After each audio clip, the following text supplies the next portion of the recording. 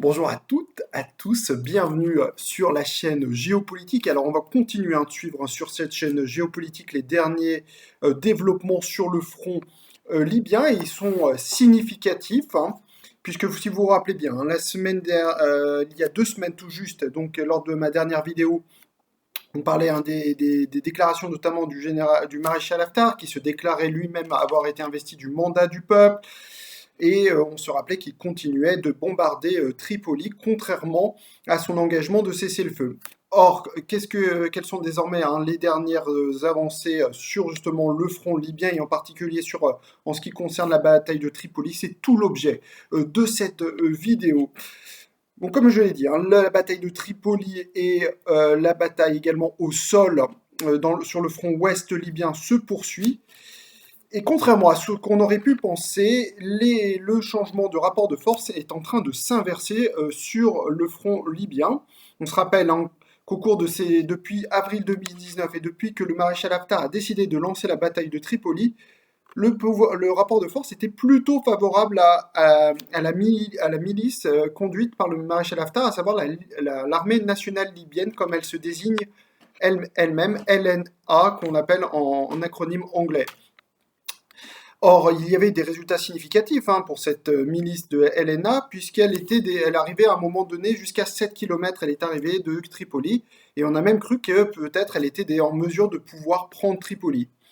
Or, depuis fin avril et la déclaration du maréchal Haftar, les choses sont en train de se retourner de façon très significative en faveur, cette fois-ci, des troupes soutenant le gouvernement internationalement reconnu de Tripoli, puisqu'ils ont repris notamment la fameuse base de Al-Watiha, qui est l'une de la plus grandes bases militaires détenues par l'armée nationale libyenne du maréchal Haftar dans l'ouest libyen, qui se trouve à environ, pour vous donner une indication, à 25 km de la frontière tunisienne. Cette base donc a été reprise cette semaine et les images Le Monde sont là pour le démontrer. On voit des soldats de l'armée nationale en liesse avec notamment des avions, des drones qui ont été capturés, qui donc sont incontestables. L'information est donc incontestable en soi, le fait que les forces fidèles au gouvernement international reconnu de Tripoli ont repris cette base. On sait maintenant également qu'un certain nombre de villes, également de l'ouest libyen, ont été reprises et que désormais, ces forces se dirigent vers la ville de Tahouna, qui est l'une des principales encore villes de la Tripolitaine détenue par les forces fidèles au maréchal Haftar. Si cette ville venait à être prise, cela signifie que désormais, les forces fidèles au maréchal Haftar n'auraient plus de prise de position de ville qu'elles détiendraient dans cette région nommée Tripolitaine qui constitue tout l'ouest libyen. Après, il faudrait pas. Le reste des villes qu'elle détiendrait sont plutôt dans la Libye centrale, à commencer par la ville de Sirte. Donc voilà, c'est tout simplement absolument surprenant ce qui est en train de se passer, et on peut donc se poser la question comment justement ces forces internationales, des forces du GNA, du gouvernement international reconnu, ont-elles pu renverser le rapport de force de cette manière?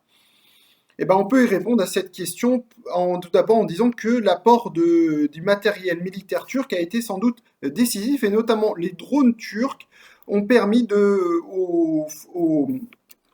ont permis de contrer, si vous voulez, la domination aérienne, l'hégémonie aérienne des forces de LNA qui bombardaient Tripoli. Et désormais, si vous voulez, les radars turcs permettent de bombarder ces avions libyens et donc désormais contre-attaquer. Et désormais, cela change toutes les choses.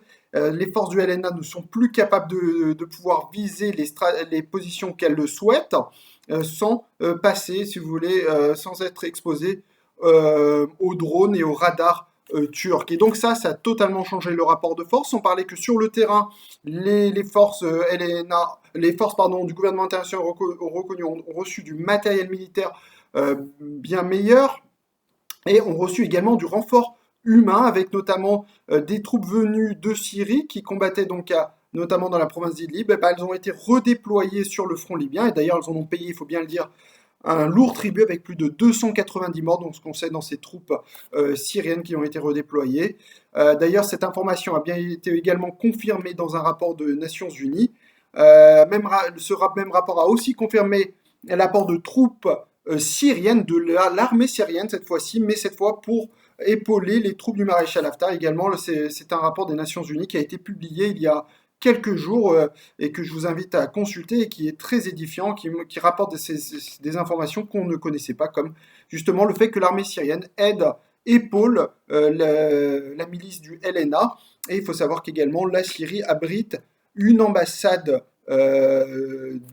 libyenne, mais celle plutôt de l'administration de Benghazi sous contrôle du maréchal Haftar, et donc ne reconnaît pas diplomatiquement le gouvernement internationalement reconnu. À ma connaissance, c'est le seul État dans le monde qui officiellement ne reconnaît pas diplomatiquement le gouvernement internationalement reconnu, à savoir donc la Syrie du président Bachar al-Assad. Donc voilà où on en est actuellement sur le front militaire.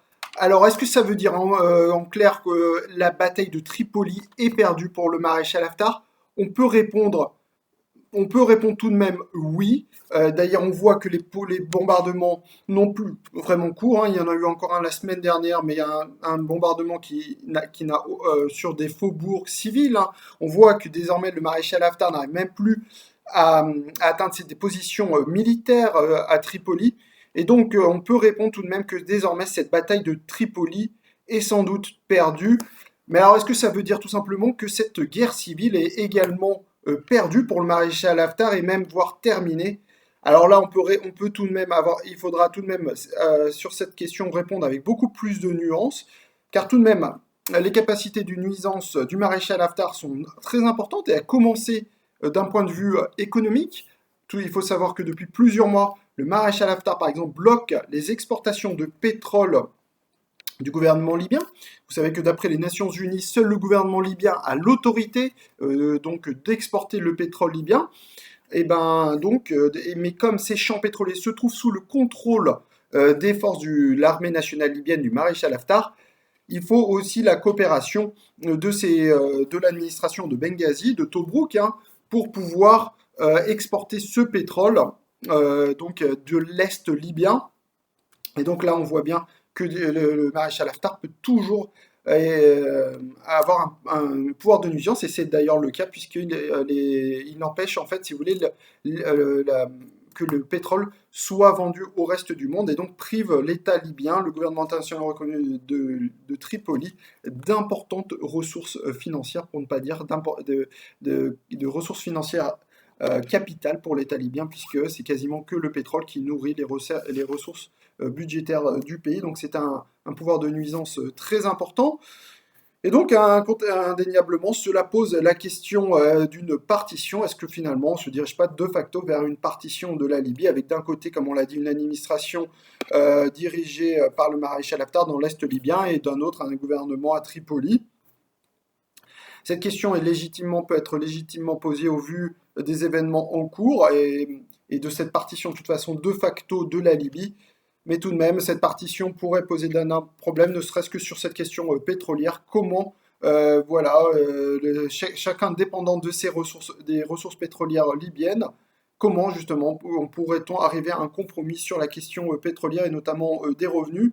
Ça rappelle d'ailleurs un petit peu au passage la situation au Soudan, puisqu'on se rappelle que les réserves pétrolières se trouvaient au sud-Soudan et qu'il fallait tout de même que les autorités sud-soudanaises utilisent le territoire soudanais pour pouvoir exporter son pétrole. C'est à peu près le même cas de figure. C'est le même cas de figure tout simplement qui se pose ici en Libye.